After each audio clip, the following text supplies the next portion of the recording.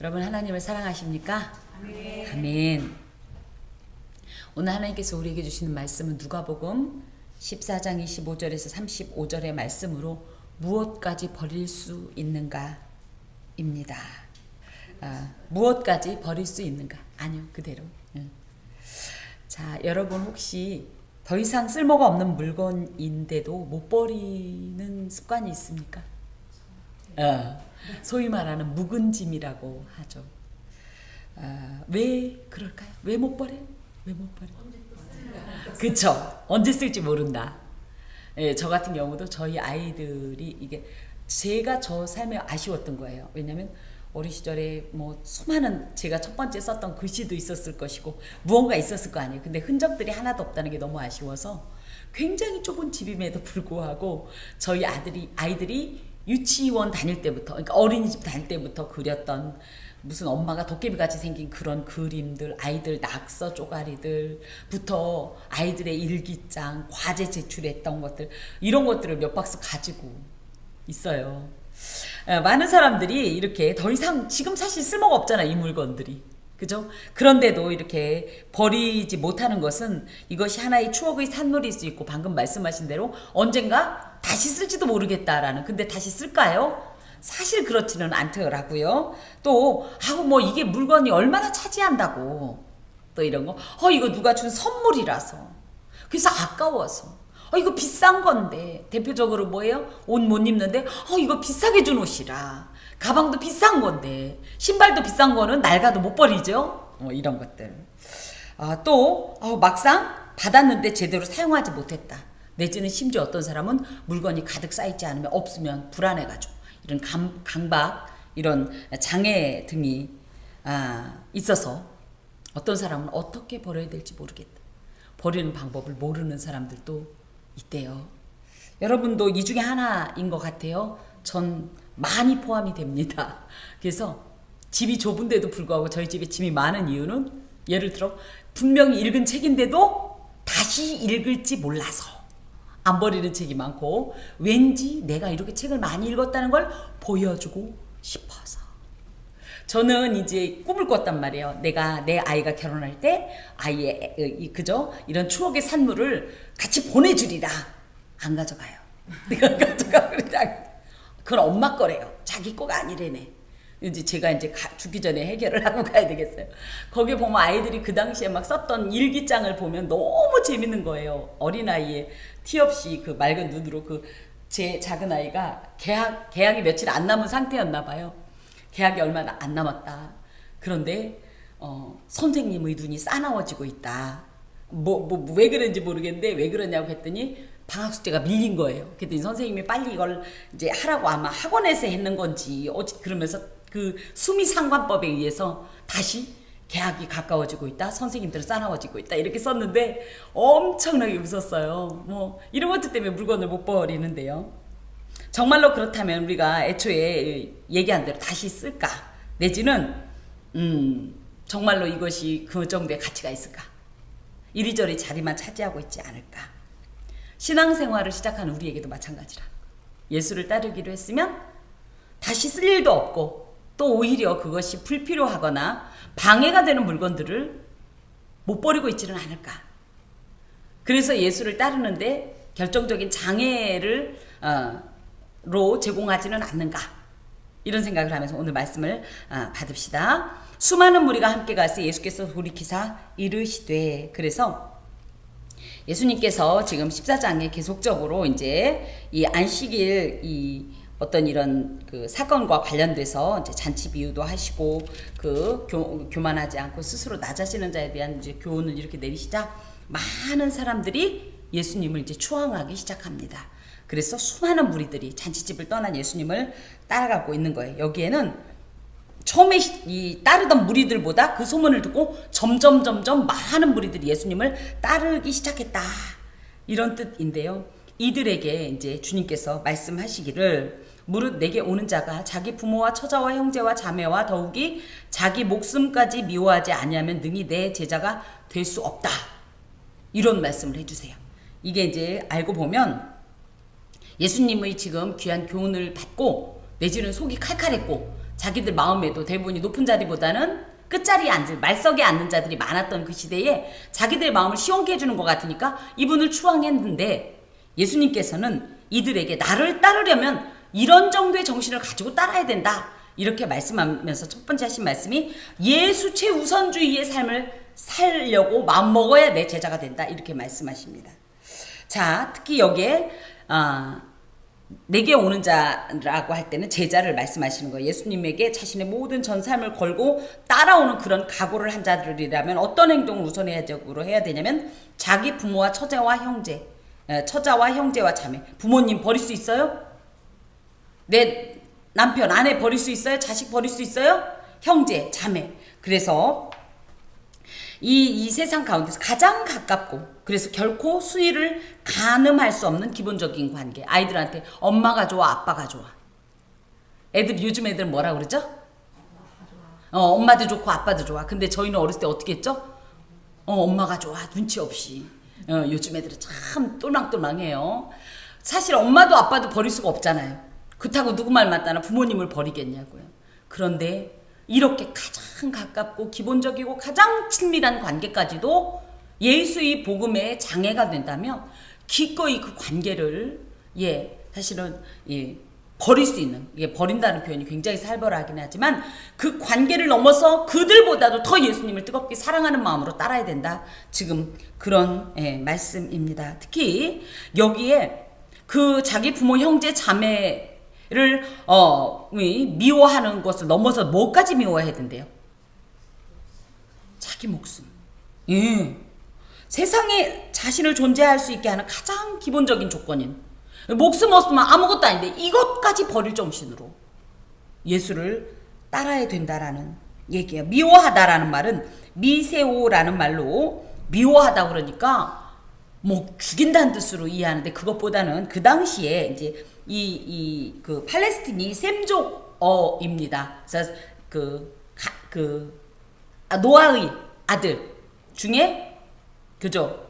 함, 야베스, 셈 할 때 이 셈족의 이 어에 의하면 이 미워한다는 표현은 진짜 막 저조하고 이런 거보다는 상대적으로 덜 사랑한다는 그런 의미입니다. 그래서 이 마태복음 10장 37절에 보면 더 사랑한다는 표현이 이제 같은 이제 이 병행 어구에 나오는데 그렇기 때문에 그렇게 얘기한다 그러면 네가 예수보다 이것들을 더 사랑하면 안 되고 덜 사랑해야 된다. 미워하라 그러니까 막 그 관계를 가위로 자르다 이게 아니라 근데 그걸 흔히 이제 그냥 그 관계를 어떻게 보면 이제 버린다 이렇게 표현을 하는 거예요. 이제 그런 겁니다. 그래서 무엇을 더 사랑해야 될지를 결정해라. 누구를 더 사랑해야 될지를 결정해라. 예수님의 제자도 제1번보다 예수를 최우선적으로 사랑하는 삶을 살기를 결정해라. 그래야 내게 오는 자로서 합당한 자다. 그 말이에요. 누구는 그러죠. 아우 나 이렇게 하고 싶은데 이것 때문에 저것 때문에. 그럼 벌써 뭐예요? 우리는 그냥 예수님을 그 당시에 그냥 따르던 수많은 무리 중에 한 사람일 뿐. 이들은 결국은 나중에 어떻게 변질이 됩니까? 예수를 십자가에 못 박으라 외치던 자들로 변합니다. 그래서 이 주께서 심지가 견고한 자를 평강으로 인도하신다 한 것처럼 이런 심지를 굳게 하고 예수의 제자로 결단하려면 예수를 최우선주의로 사는 삶. 그래서 무엇이든지 예수가 제일 먼저인 삶을 사는 자만이 온전한 제자도를 가진 제자다. 또 두 번째, 누구든지 자기 십자가를 지고 나를 따르지 않는 자는 능히 내 제자가 되지 못하리라. 그래서 자기 십자가를 부담하는 자기 십자가에 대한 이 책임감을 갖는 이런 사람이 예수님의 합당한 제자도를 가진 제자다 이겁니다. 지다라는 말은 바스타조란 말로 옮겨가다는 뜻도 있지만 참는다는 뜻을 갖고 있어요. 제자란 스승의 길을 따르는 자로서 제자가 어떠했으면 스승이 어떠했으면 제자도 그래야 하는 것이 그 스승의 온전한 제자라고 하겠습니다. 그렇다면 우리가 예수의 참된 이 제자라면 스승이신 예수께서 실제로 모범을 보이셨던 것처럼 십자가를 지기도 진다라는 것이 참는다는 뜻을 갖고 있어요. 참는다, 참을 수 있어야 된다는 얘기예요. 그런데 이 십자가가 만만치 않아요. 이 십자가는 당시 로마 세계에서 가장 고통스러운 사형 방법으로서 지금도 이 정도의 극악한 이 정도의 전인적인 이 고통을 주는 이런 이 사형법은 없다고 할 정도로 인권이 처참히 이 말살된 그런 사형법인데요. 이런 이 십자가를 지신 것과 같이 참으신 것과 같이 우리에게도 참아야 될 십자가들이 다 배당이 돼 있다는 거예요. 그걸 어떻게 된다? 피하지 말고 참고 감당하라는 얘기예요. 어떤 고난이라는. 그래서 예수님의 제자들 중에 대표적으로 이제 베드로도 그렇고 많은 이들이 자기의 십자가를 실제로 지고 죽었습니다. 우리는 우리 자신에게 할당된 십자가가 무엇이라고 생각합니까? 그냥 어떤 관계 속에서 막연히 어려움의 십자가가 아니라 이게 예수와 관계가 있어야 십자가예요. 그러니까 예를 들어 나의 어떤 부분이 나를 힘들게 해요. 그럼 이 부분만 놓고 보지 않고 이것이 예수와의 상관관계에서 보는 거예요. 나의 어떤 부분 때문에 예수를 신앙하기가 어렵게 돼. 그럼 어떻게 돼? 이게 나에게 십자가고 우리가 어떻게 해야 돼? 이것을 기꺼이 참으면서 감당하면서 이것을 극복하면서 초월하면서 예수 우선주의로 예수를 따르는 이런 삶을 살겠다는 것이 이게 십자가입니다. 관계 속에서 십자가가 가장 많을 것 같아요. 가난해도 참고요. 병들어도 참는데 관계가 힘든 게 사실은 제가 볼 땐 가장 이 십자가의 어떤 질에 있어서도 만만치 않은데 어찌됐든 자기 십자가라고 할 땐 예수께서 굳이 나를 훈련시키기 위해서 굳이 그 관계 속에 나를 집어넣은 거예요. 우리가 생각할 땐 저 왼수가 한데 저 왼수가 사실은 누구 때문에 발생한 거다? 나 때문에. 나의 어떠한 부분을 그 왼수를 통해서 연단시키려고 나한테 그걸 십자가로 지어주신 거예요. 이제 대표적으로 이제 부부 생활을 하는 사람들에게는 대부분이 이제 배우자의 어떤 부분 때문에 이 십자가의 이 고난을 사실 실제로 실감을 합니다. 제가 이제 개인적으로 생각할 때 저도 마찬가지인 것 같아요. 세상 오만하고 아쉬울 게 없고 자신감으로 충만했던 저를 지금의 제 이제 동생들이 언니 왜 언니답지 않게 왜 이렇게 약한 마음 가져? 약해진 게 아니라 좀 부드러워진 것 같아요. 왜 그랬냐? 저의 결의소인 제 남편을 통해서 제가 많이 연단을 받았어요. 아예 하면 되지 뭐 그까짓 거 못해라고 했던 제가 오히려 그게 아니었구나. 내지는 다른 사람의 어떤 상태는 무관하게 나의 스타일대로 마구 가려고 했던 이런 모습들이 굉장히 많이 사실은 훈련을 받았습니다. 그런 의미에서 저 사람 때문에 내가 이 십자가를 치는 게 아니라 나 때문에 이 하나님께서 나의 어떤 부분을 연단시키려고 저 사람을 붙여준 것이고 그렇기 때문에 그것을 기꺼이 감당하는 자가 뭐예요? 자기의 십자가를 지는 자, 참는 자라는 거예요. 이런 마음이 되어야 예수의 제자라고 할 수 있다. 굳이 예수님께서 그냥 믿으면 되지 왜 굳이 나를 제자라고 하느냐. 이것은 예수께서도 우리에 대한 기대가 있는 거예요. 막연히 예수를 그냥 따르고 그냥 좋아요 단순한 어떤 추앙이 아니라 여기에 머무르지 말고 어떻게 해라. 십자가의 고난도 감수할 만큼 성숙한 신앙과 헌신을 가지고 전적으로 하나님 나라의 일꾼답게 성장하고 성숙하기를 바라는 마음에 예수께서 이렇게 제자도에 대한 특별한 교훈을 주시는 겁니다. 그래서 그에 이제 맞는 어떤 비유를 주시는데 28절 너희 중에 누가 망대를 세우고자 할진대 자기의 가진 것이 준공하기까지에 족할는지 먼저 앉아 그 비용을 계산하지 아니하겠느냐. 그렇지 아니하여 그 기초만 쌓고 능히 이루지 못하면 보는 자가 다 비웃어 이르되 이 사람이 공사를 시작하고 능히 이루지 못하였다리라.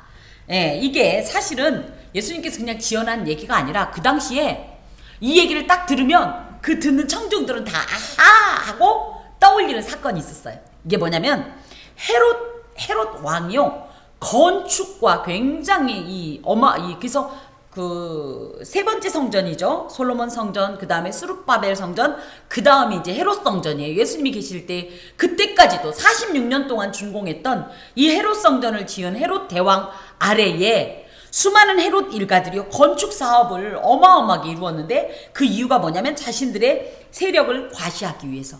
그래서 자신들이 지배하는 여러 지역에다가 커다란 건축물을 이제 세우기로 계획을 했어요. 그래 놓고 막상 이제 기초공사를 이렇게 했는데 하다 보니까 어떤 일이 있어요? 돈이 떨어졌어, 돈이. 그래가지고 대부분의 공사가 완성되지 못하고 아주 흉물스러운, 그쵸? 여러분 길 가다 보면 고속도로에 왕왕 그런 거 있죠. 뒷담화 얼마나 무서워요. 진짜 사람이 살 수도 없어. 부술 수도 없어. 지금 우리나라에도 실제로 그런 건물이 굉장히 많아서 그래갖고 거기 가서 무슨 심령 체험하고 애들이 거기 갖고 이상한 거 하고 문제가 심각합니다. 사유지혜라서 누가 손도 못 대고. 근데 왜 그러냐고 그랬더니 그거 부수는 돈이 더 많이 들어가서 그냥 냅둔다고 이러는 게 많아요. 근데 우리도 당장 그렇게 연상하듯이 이 사람들도 그 장면을 연상하는 겁니다. 그러니까 그걸 보고 사람들이 어떻게 하겠어요? 헤로드 일가를 비웃겠죠. 예. 그렇기 때문에 이 얘기는 굉장히 이제 쉽게 공감되는 비유인데요. 망대를 세울 때 제일 먼저 할 일이 뭐다? 건축 비용을 미리 계산해야 된다는 거예요. 왜 이게 이제 우리 제자도와 무슨 관계가 있냐? 예수를 따르려고 했으면 미리 예수를 따르는데 이 소용되어지는 나의 전 삶의 어떤, 그죠? 비용이라고 얘기할 수는 없지만 그런 어떤 결단과 각오를 미리 한번 그려보라는 거예요. 쉽게 그냥 나 예수 따를래요. 이게 아니라는 얘기예요. 그렇다고 따르지 말라는 얘기가 아니라 거꾸로 얘기하면 그 정도의 각오를 갖고 따르라는 얘기예요. 왜? 그 길은 눈물의 길, 험난한 길, 고통의 길, 아픔의 길이기 때문입니다. 때로는 비천의 길이기도 하기 때문입니다. 예수의 제자가 되기 위하여 예수 절대주의와 십자가를 미리 생각하지 않고 따르게 되면 중도에 포기하게 되기 때문에, 그렇다면 만일 기초만 쌓고 건축을 완성하지 못해서 사람들이 시작할 때는 우 하고 박수를 쳤는데 끝을 맺지 못했다면 그 사람에 대해서 실망하고 조소하듯이 여러분도 마찬가지라는 거예요. 주의를 감당하려고 하면 적어도 내가 예수를 따르는 데 있어서 이런 각오로 따라야겠다. 예수 절대주의, 최우선주의, 그리고 나의 십자가는 감당하면서 따르겠다라는 마음으로 제자들을 결단하라고 따라라. 지금 이렇게 말씀하십니다. 여러분은 예수님의 제자입니까? 그러면 우리는 예수의 제자된 자로서 무엇을 각오하고 예수님을 따르기로 결단하셨습니까? 어디까지, 무엇까지 각오하셨습니까? 죽을 각오 돼 있어요? 십자가가 뭡니까? 죽는 거예요. 순교? 물론 맞습니다. 하지만 무슨 얘기냐면 죽은 자는 뭐가 없다? 말이 없다. 아닌 말로 죽은 존재에게 발로 찬다고 해서 아야 하요? 그것처럼 나의 십자가 되는 무언가가 나를 제 아무리 자극하고 선동하고 쥐어짜도 죽은 자는 말이 없다. 반응하지 말고 이 십자가를 지는 이런 삶을 살 각오로 예수의 제자라고 스스로도 칭하고 따르라, 이 말씀입니다. 사실 많은 사람들이 예수님의 제자가 되기를 서원하고 결단하면서 예수를 따르지만 의외로 중도에 쉽게 포기하게 되죠. 그렇게 되면 그 모습을 누가 비웃나요? 저 원수 마귀가 끝없이 참소합니다. 내가 이 일을 하고자 했는데 처음에는 누구 말 맞다나 거창하기 시작을 했는데 소문 다 내놨는데 그걸 못하게 되면 마귀가 그걸 갖고 너 그것도 못하고. 제가 이 말씀을 준비하면서 저희 그 전도 카페를 생각했어요. 진짜로 처음에는 이럴 거예요 그랬더니 자꾸만 이제 오늘도 이제 목사님들 만날 건데 그 카페 어떻게 진행되냐. 제가 있으면 참 거기다 대고 주저리 사연이야 다 있지요. 하지만 참 그렇구나 이런 생각을 해봅니다. 예수를 특히 제자로 따른다고 하는 부분에 있어서 이런 단단한 각오와 결단이 있어야 예수를 끝까지 따를 수 있다, 이 말씀입니다. 같은 내용이지만 또 다른 비유가 있습니다. 또 어떤 임금이 다른 임금과 싸우러 갈 때에 먼저 앉아 1만 명으로서 저 2만 명을 거느리고 오는 자를 대적할 수 있을까 헤아리지 아니하겠느냐? 만일 못할 터이면 그가 아직 멀리 있을 때에 사신을 보내 화친을 청할지니라. 이것도 또 그 당시에 생생한 실화 사례가 있습니다. 뭐냐면 당시 갈릴리와 베레아의 분봉왕이었던 헤롯 안디바, 세례 요한 죽인 이 안디바가 어떤 행동을 했죠? 자기의 동생 빌립의 아내 헤로디아를 헤로디아와 이 부정한 이런 관계였고 그 헤로디아와 결혼하기 위해서 어떤 행동을 했냐면 자기의 원래 부인 과거에 정략적으로 결혼하였던 아라비아의 왕 아레타스의 딸이었던 첫 번째 부인과 이혼을 해버렸어요. 불륜과 결혼하기 위해서. 그랬더니 그야말로 정략적이기 때문에 이 첫 번째 부인의 아버지인 아레타스가, 아라비아 왕 아레타스가 너무 모욕감을 느꼈고, 그렇게 되면 어떻게 돼? 그 관계가 끝난 거잖아요. 그래서 너무 분해가지고 이 아라비아 왕이 헤롯 안디바와 전쟁을 벌였습니다. 그런데 헤롯 안디바가 여기도 보면 뭐라고 돼 있어요? 1만 명인데 아라비아에서 온 군대는 몇 명의 적군은 2만 명이어가지고 완전히 패배해서 큰 수치를 맛보았습니다. 자, 이게 무슨 뜻이냐 하면, 일단 우리가 예수를 따를 때 어떤 걸 먼저 생각해야 되냐? 우리가 영적 전투를 갈 때에 우리에게는 외향적으로는 몇 명 있다? 1만 명이. 상대는 나보다 훨씬 더 강한 어떤 이런 세력을 가진 존재라는 것을 생각하면서 어떻게 해야 된다? 상대방보다 병력이 반밖에 되지 않는 매우 불리한 여건인 것처럼 그리스도의 군사로서 예수를 따르기 위해 나갈 때 우리가 대적해야 할 적들이 굉장히 많다라는 각오를 하고, 정말로 일사각오, 내가 한 번 죽은 죽었지 해가면서 반드시 이기리라는, 이게 뭐예요?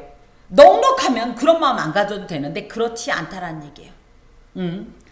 그래서 매우 힘든 상황이 닥칠 것을 각오하고, 예수 믿는 게 우리는 어떻게 보통 알고 와요? 예수 믿으면 복 받아요. 예수 믿으면 행복해요. 예수 믿으면 잘 돼요. 하고 왔더니 영적으로 이게 거짓말이라는 게 아니에요. 이건 궁극적인 얘기예요. 궁극적인. 그런데 그 과정까지 나가는 게 결코 쉽지 않다. 우리가 생각보다 많은 힘든 역경을 건너야 그 상황을 만날 수 있더라. 이걸 지금 우리가 알게 되지 않습니까? 그런 것처럼 미리 우리가 감당해야 될 대적의 현황을 파악하고 출발해라. 그 얘기입니다. 특히 여기에 31절 아래쪽에 보면 헤아린다 라는 표현이 있는데, 이거는 분류라는 말로 깊이 생각해봐라. 또 의논해봐라. 즉 전쟁이 임하기 전에 깊이 생각하고 나의 주변 사람들과 잘 의논해봐라. 그렇다고 안 된다고 해서 포기하라는 얘기가 아니라 어떻게든지 어찌됐든 이왕에 벌어진 전쟁 1만 명으로서 2만 명을 이길 수 있는 어떤 그런 특별한 어떤 전략 같은 것을, 전술 같은 것을 상의해 보아야 되겠죠. 그런 것처럼 그리스도의 군사로서 앞으로 무수한 적들과 싸워야 하는 어려운 상황이 기다리고 있을 때에 이런 상황에 처할 경우에 절대 패배하지 않기 위해서 어떻게 해야 될지 우리가 상고해야 되는데, 한번 생각해 봐야 되는데, 그러기 위해서 우리가 어떻게 해야 돼요? 영적인 이 전투력을 강화시켜야 되겠죠. 그쵸?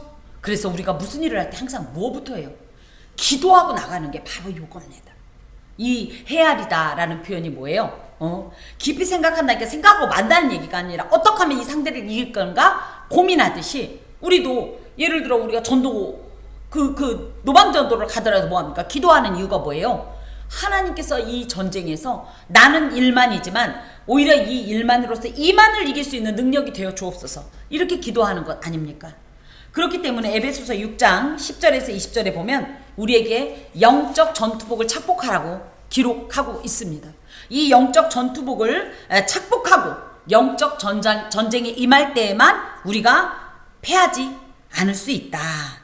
특히 만일 못할 터이면 그가 아직 멀리 있을 때 사신을 보내어 화친을 청할지니라. 이 얘기는 아직 전쟁이 시작되기 전에, 영적으로는 아직 예수의 제자가 될 것을 헌신하기 전에 오히려 이것을 단단히 각오하고, 그렇다고 포기하라는 얘기가 아니라 오히려 단단히 각오하고 강한 도전 정신과 분명하고도 확고한 제자도를 가지고 예수님을 따르라.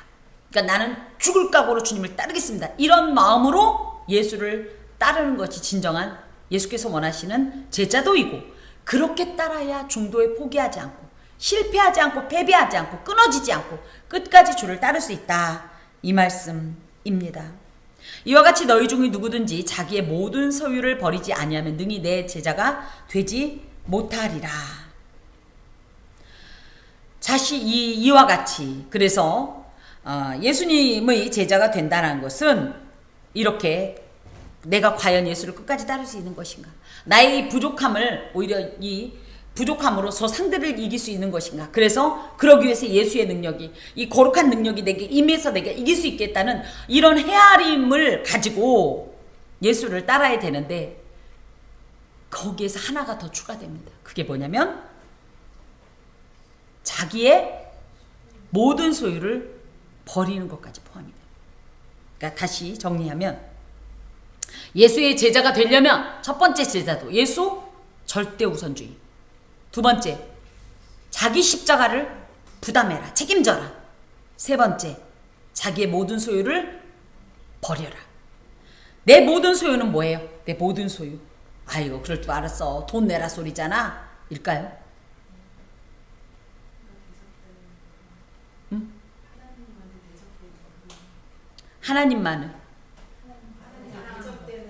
하나님께 대적되어지는, 바로 그겁니다. 일취월장이네요. 예, 그겁니다. 자기의 모든 소유라는 얘기는 주님을 따르는데 거추장스럽게 하는 것들, 자꾸 내 발목을 잡는 것들, 내가 주님을 따르기에 합당하지 않은 습관들. 어떤 장로님은 새벽 예배를 못 다녀, 졸려서.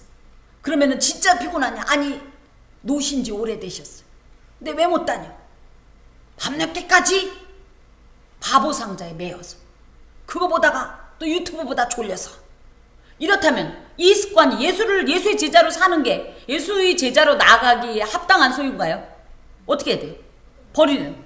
나의 소유를 한번 생각해봐요. 그 중에 첫 번째 습관은, 나는 이런 습관 때문에 예수를 따르는데 참 여러 가지로 이 올무가 돼 한다면 그거를 버리라는 얘기예요. 자기의 모든 소유를 버리라니까 돈도 버리고 막 이 얘기가 아니라, 어찌 되었든지 습관을 버리고, 또 감정에 요동치는 것도 버려야 돼요.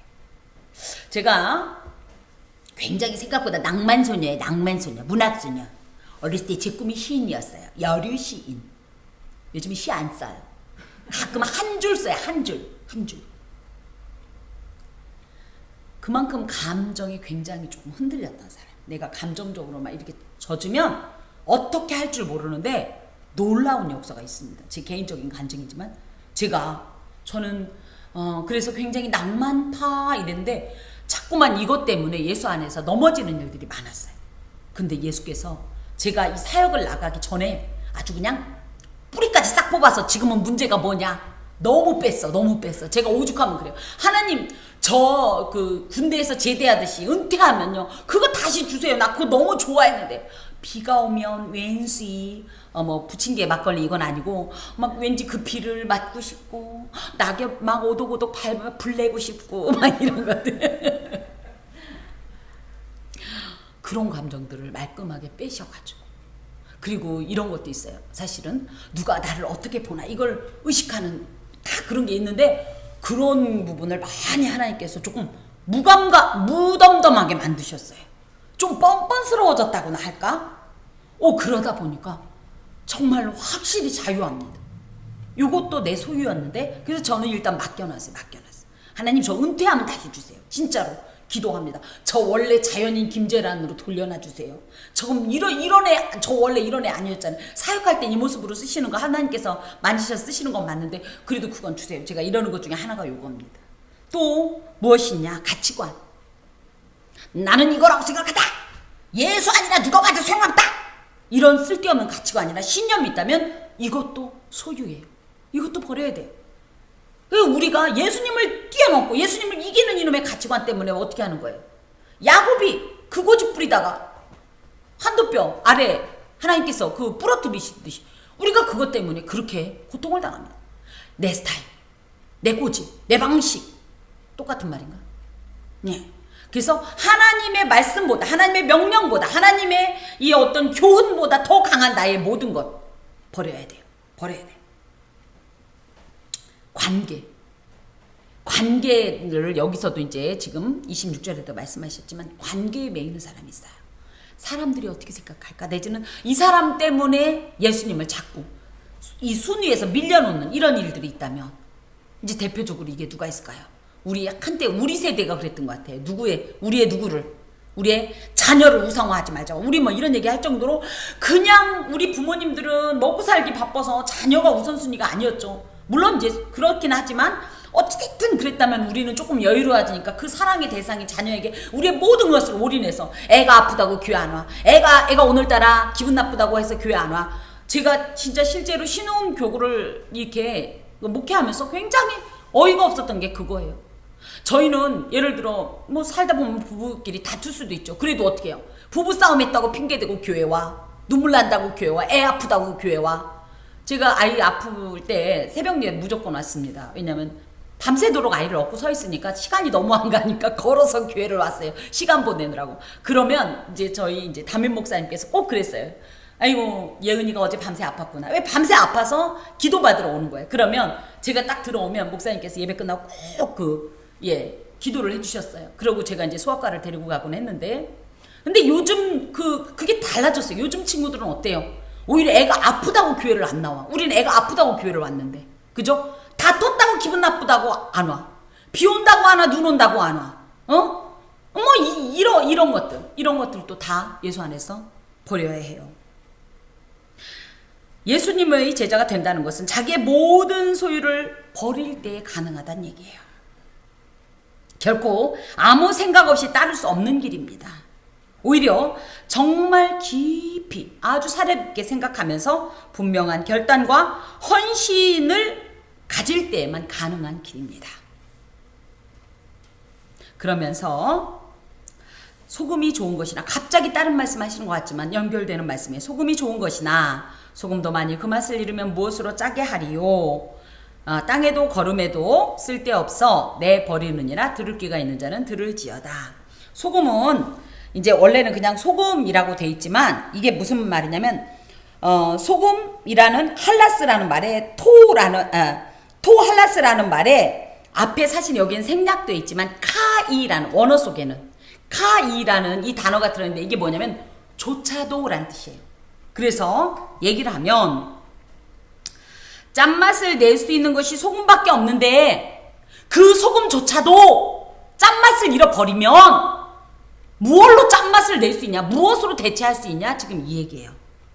소금의 짠맛이라고 할 것 같으면 이 예수를 위한 우리의 짠맛이 뭡니까? 예수를 위한 우리의 모든 행동들 아니겠습니까?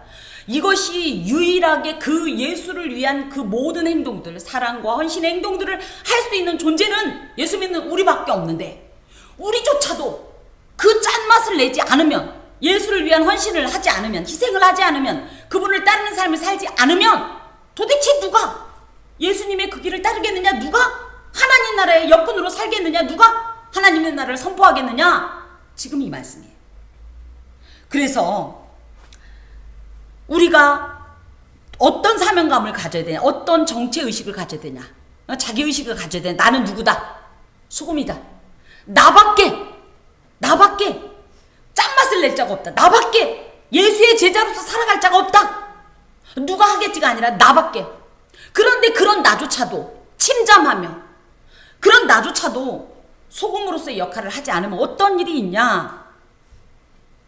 땅에도 거름에도 쓸데없어 내버려진다. 아무 가치 없는 무용지물이 되어버린다.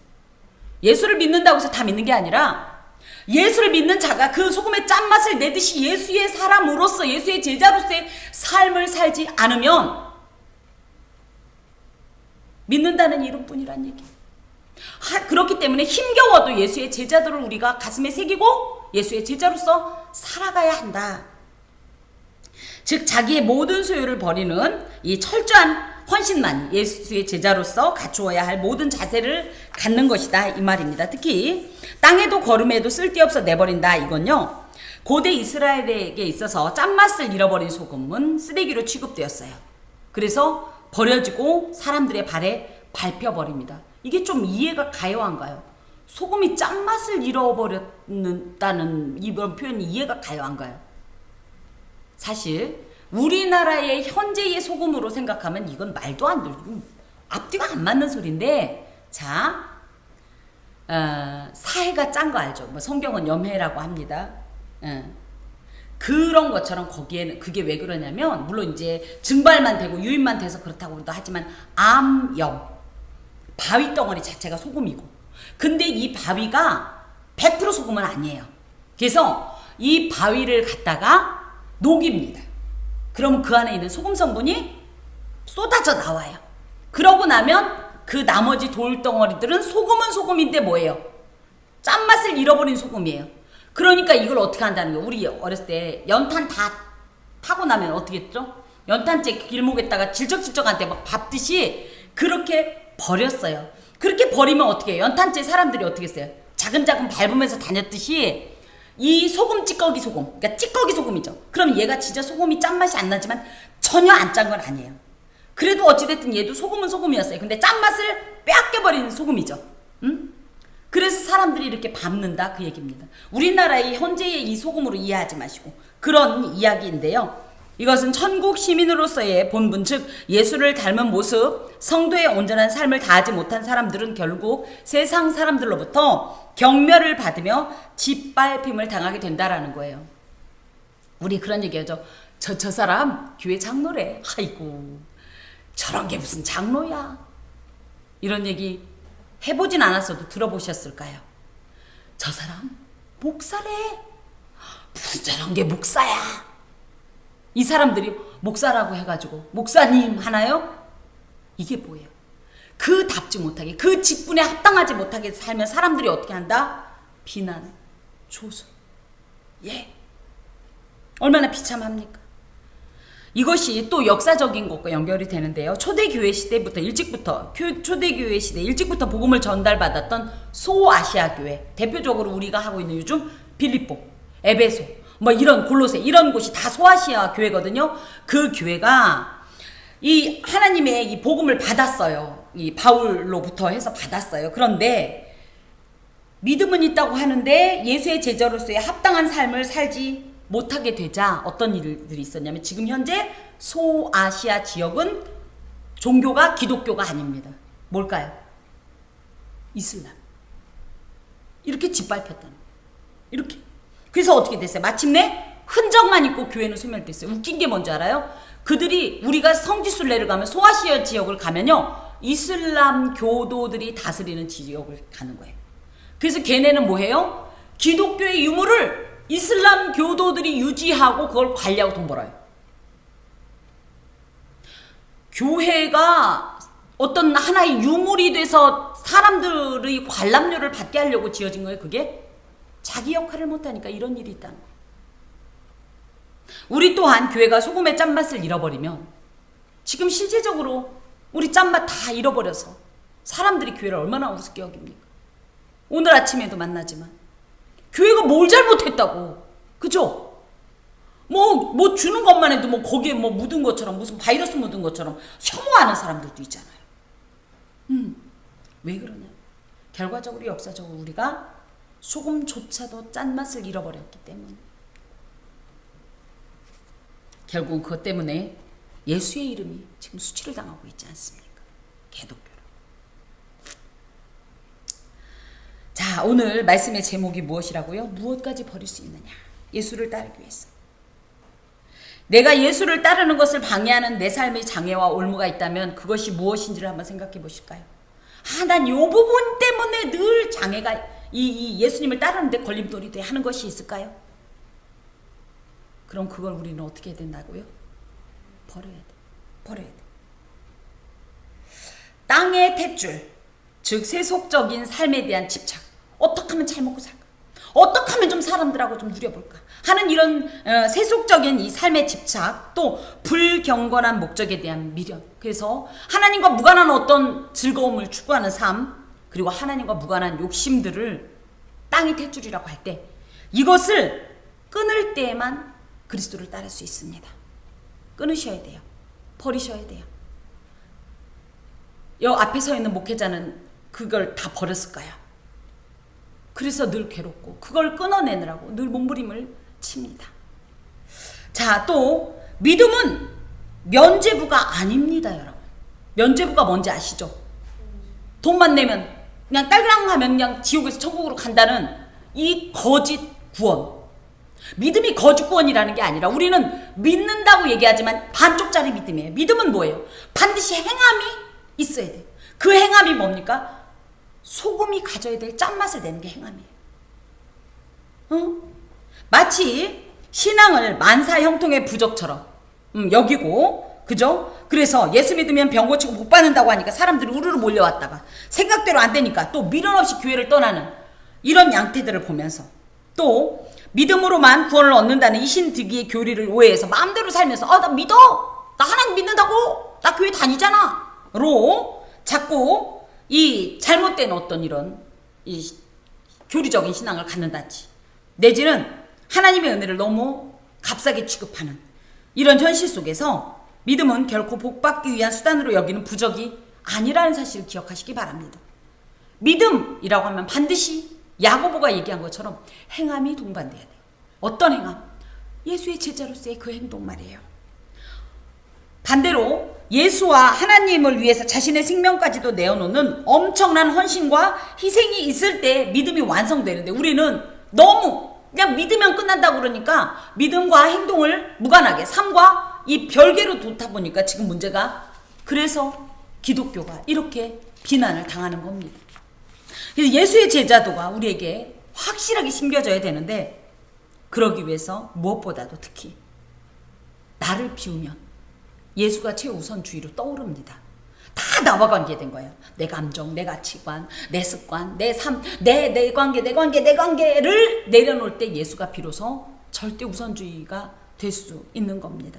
주님을 따르는 것은 마치 마라톤을 하는 것과 같아서 자기의 소유를 짊어진 채로 이 예수를 따른다면 끝내는 포기할 수밖에 없다는 거예요. 물론 내려놓은 전부를 내려놓는 것은 결코 쉽지 않지만, 너무나 인간적으로 볼 땐 안타깝고 기가 막힌 것은 정녕 모두 비워야, 버려야, 내려놓아야, 쏟아내어야 예수와 비로소 온전한 연합을 이룰 수 있고, 그 예수 안에서 나의 모든 소유는 죽고 버려지고 예수로 회복되어서 온전해진다는 말씀입니다.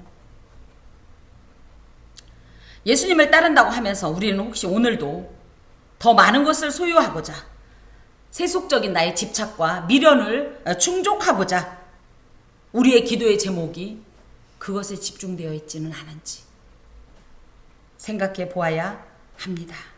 여러분, 예수를 위하여 무엇까지 버릴 수 있다고 생각하십니까? 무엇까지 버리겠습니까? 내가 가장 아끼는, 절대 내려놓을 수 없는 그 무엇까지 내려놓기 전에 우리는 과연 예수를 따른다고 할 수가 없습니다. 그래서 지레 포기하라는 것이 아니라 정말 예수를 따르기로 했다면 언제나 늘 그 나의 가장 양보할 수 없고 절대 내려놓을 수 없는 그것까지도 내려놓을 수 있는 힘을 달라고, 그 힘을 가지고 우리가 온전히 버릴 때 주님을 온전히 따를 수 있습니다. 기도합시다. 주님, 이런저런 이유로 버릴 수 없는 것들이 많습니다. 하지만 과연 이 모든 것을 들쳐매고 주를 따르기에는 나에게 이 내가 감당해야 될 영적 전장이 만만치 않습니다. 마귀는 도리어 내가 아끼고 사랑하는 나의 소유를 통해서 참소하고 시험하고 공격합니다. 주여, 버릴 것을 버리게 하여 주시옵소서. 그리고 가볍고 홀가분하며 참으로 오직 하나님 제일주의의 정신을 가지고 주님을 따를 때 온전한 제자로서의 삶, 소금의 짠맛을 낼 수 있사오니 주여 역사하여 주시옵소서. 능력 주시옵소서. 예수 그리스도의 이름으로 기도하오며 주님의 기도를 드립니다. 하늘에 계신 우리 아버지, 아버지의 이름을 거룩하게 하시며 아버지의 나라가 오게 하시며 아버지의 뜻이 하늘에서와 같이 땅에서도 이루어지게 하소서. 오늘 우리에게 일용할 양식을 주시고 우리가 우리에게 잘못한 사람을 용서하여 준 것 같이 우리 죄를 용서하여 주시고 우리를 시험에 빠지지 않게 하시고 악에서 구하소서. 나라와 권능과 영광이 영원히 아버지의 것입니다. 아멘.